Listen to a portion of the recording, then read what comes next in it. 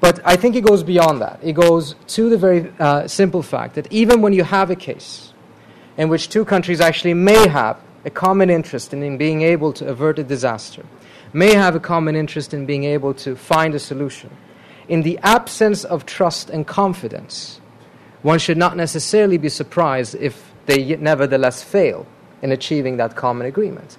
And it is in that context, I think, that this article from in the latest edition of the Middle East Journal actually has some very interesting ideas, and I'll go into more specific there. We have had diplomacy. It's not been as episodical that it has been in the past during the Bush years or prior to that. But the bottom line is this. We had 2 meetings, 3 letters that were exchanged, and a couple of messages. And after that, after a couple of months, we entered into the sanctions phase and the pressure phase.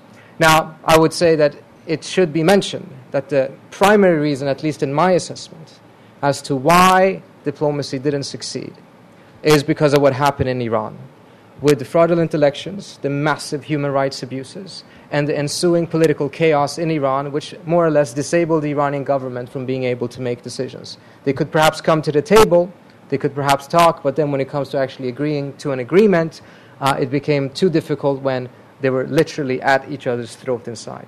That situation has not necessarily changed dramatically since last October, which casts a lot of doubt of what diplomacy can do, at least in the short term.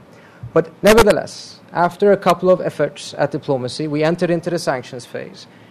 Immediately after those sanctions were imposed, some of the same voices who favor them have already come out and claimed that they are a failure. And part of the argument for going for sanctions that was used by the administration as well was that unless we do sanctions, we may be sitting in a situation in which another country may take military action.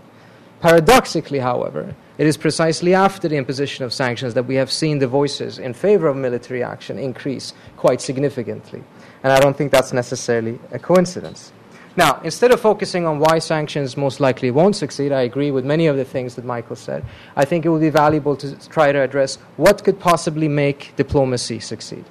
What could actually make sure that this strategy, in a new shape, in a new form, be able to achieve the objectives that the previous attempt at it did not. And here, the EU official brings forward a couple of ideas that I think are worth taking a look at. Now, it's not surprising necessarily that he had to write this under a different name, because he is departing from some assumptions that clearly are not the official position of the European states, at least not the EU3, such as not only recognizing that Iran has a right to enrichment, but also arguing that the argument that Iran has forfeited its right to enrichment because it has concealed its program is not valid either. Furthermore, recognizing that pursuing a solution that is based on zero enrichment is simply not feasible at this stage, pointing out that the mutually justified absence of trust between Iran and the EU has made it very difficult for the EU to play the type of a diplomatic role that it clearly had the ambition to do when it started off 7 years ago seeking to resolve this issue. And pointing to the fact that precisely because of this issue of trust, it may be necessary to be able to look at other types of solutions, other types of formulations, other type of constellations of powers to negotiate, to lead the diplomacy in order to make sure that some sort of a solution can be found. And if we take a look at the P5+1 process, it is not necessarily a particularly impressive story, not necessarily all because of the P5, but there are some modalities that nevertheless one has to address. One being right now, of course, after 7 years of failure, there is a lot of exhaustion. It was interesting to see during the first months of the Obama administration, when the Obama administration was having an Iran review and meeting with many, many different European officials, some of them who had had extensive experience in negotiating with Iran. It was quite clear the skepticism amongst the Europeans was quite extensive. 7 years of which they themselves had not succeeded in getting a solution had clearly colored their view of what is possible and what is not possible. There was even a fear among some of the Europeans, perhaps not all, that the US and the Obama administration's new effort would perhaps force them to go through everything they already went through a couple of years ago, and they would have to live through the same thing. This exhaustion is affecting the political will, and I'm going to get back to that later on. You also have a situation in which some of the states in the P5 are not necessarily seeking the exact same goals, having this exact same interest, and not necessarily viewing that a sanction situation is that problematic for them. I think it's interesting to note that in one of the descriptions of the process to negotiate the latest round of UN Security Council sanctions, given to me by one of the officials who was involved, it was very much a haggling process in which some countries were trying to make sure that they were essentially protecting their own economic interest, making sure that every economic dealing, companies that were involved were made exempt. And at the end of it, a very, very small segment of economic measures were left. But that was the price of getting some of those countries included to get them to say yes to the sanctions bill. What that did, though, which was not a surprise, is that as the Europeans, for the first time, really agreed to put a lot of economic pressure on Iran and essentially withdraw themselves from the Iranian market, which is not an insignificant market, that opened up those market shares for these other states in the P5 to be able to grab those market shares and benefit from that economically.